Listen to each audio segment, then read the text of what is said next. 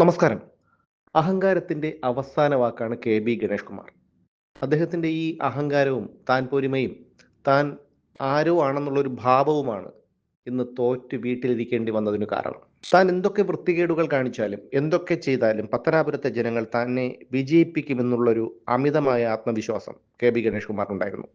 പക്ഷേ ബുദ്ധിമാന്മാരായ പത്തനാപുരത്തുകാർ തങ്ങൾക്ക് ഒരു ജനപ്രതിനിധിയായി ഒരു സ്ത്രീലെമ്പടനെ വേണ്ട, ഒരു അഹങ്കാരിയെ വേണ്ട എന്ന് തീരുമാനിച്ചതിന്റെ ഫലമായാണ് ഗണേഷ് കുമാർ ഇപ്പോൾ വീട്ടിലിരിക്കുന്നതും ജ്യോതികുമാർ ചാമക്കാല ജയിച്ച് എം.എൽ.എ ആയതും. ഇന്ത്യയിൽ തന്റെ ലൈസൻസ് ക്യാൻസൽ ചെയ്താൽ തനിക്ക് ഇന്റർനാഷണൽ ലൈസൻസ് ഉണ്ടെന്നും അതുപയോഗിച്ച് ലോകത്ത് എവിടെയും വാഹനം ഓടിക്കാമെന്നും കേരളത്തിൽ വാഹനം ഓടിക്കുമെന്നുമാണ് ഇന്നലെ മാധ്യമങ്ങൾക്ക് മുന്നിൽ വെച്ച് ഗണേഷ് കുമാർ പറഞ്ഞത്.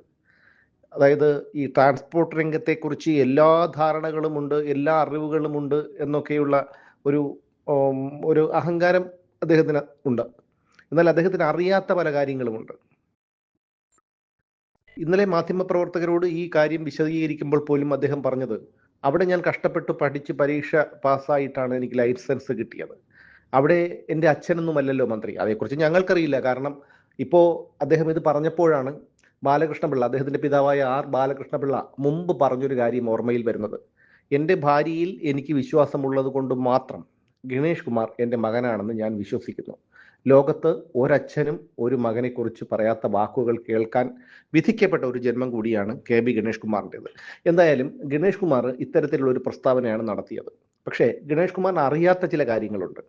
അതായത് ഇത്തരത്തിൽ ഇന്റർനാഷണൽ ലൈസൻസ് എടുത്താൽ, അതൊരു ഇന്ത്യൻ പൗരനാണെങ്കിൽ ഒരു ഇന്റർനാഷണൽ ലൈസൻസ് എടുത്താൽ ആ ലൈസൻസ് ഉപയോഗിച്ച് ഇന്ത്യയിൽ വാഹനം ഓടിക്കാൻ സാധിക്കില്ല. പക്ഷേ വിദേശിയായിട്ടുള്ള ഒരാൾ ഒരു ഇന്റർനാഷണൽ ലൈസൻസ് എടുത്തു കഴിഞ്ഞാൽ അയാൾക്ക് ഇവിടെ വന്ന് അത് വാഹനം ഓടിക്കാനുള്ള അവകാശമുണ്ട്. പക്ഷേ ഇന്ത്യൻ പൗരനായ ഒരാൾക്ക് അത് സാധിക്കില്ല.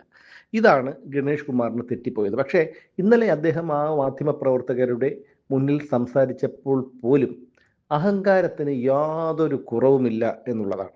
പിന്നെ ഗണേഷ് കുമാറിന് വണ്ടി ഓടിക്കുന്നതിലൊന്നും ഒരു കുഴപ്പമില്ല. ലൈസൻസ് ഇല്ലെങ്കിലും വണ്ടി ഓടിക്കാം. പക്ഷേ അത് കീഴൂട്ട് തറവാട്ടിൻ്റെ മുറ്റത്തായിരിക്കണമെന്ന് മാത്രം.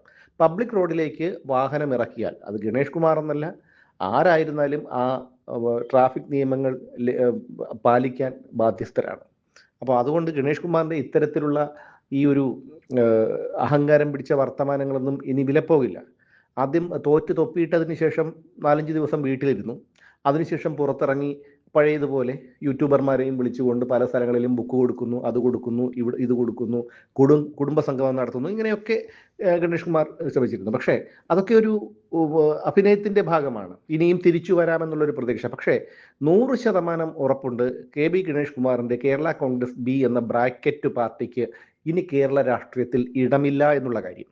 കാരണം അവിടെ 2021 തെരഞ്ഞെടുപ്പിൽ ജ്യോതികുമാർ ചാമക്കാലയെ ഗണേഷ് കുമാർ പരാജയപ്പെടുത്തി.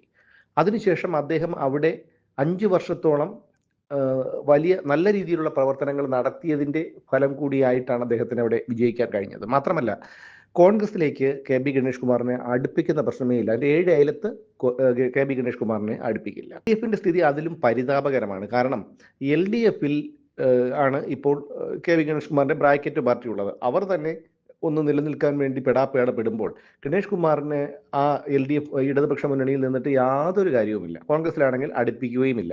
ഇനി പോക്ക് വല്ല ബി.ജെ.പിയിലേക്കായിരിക്കണം. ബി.ജെ.പി ഒരുപക്ഷെ സ്വീകരിക്കുമായിരിക്കും. ഇതുപോലെ പത്തനാപുരം മണ്ഡലം പിടിക്കാമെന്നുള്ള ഒരു വ്യാമോഹം കൊണ്ട് ഒരുപക്ഷെ ബി.ജെ.പി ഗണേഷ് കുമാറിനെ ചിലപ്പോൾ സ്വീകരിക്കുമായിരിക്കാം. അവിടെയും നമ്മൾ ഓർക്കണം. കാരണം സുരേഷ് ഗോപിയെയൊക്കെ വളരെ നിശിതമായി വിമർശിക്കുകയും പരിഹസിക്കുകയും ഒക്കെ ചെയ്ത ഒരാളാണ് ഗണേഷ് കുമാർ എന്ന് ആലോചിക്കണം. പക്ഷേ ഈ ജാത്യാലുള്ളത് തൂത്താൽ പോകില്ല എന്നൊരു ചൊല്ലുണ്ട് നമ്മുടെ മലയാളത്തിൽ.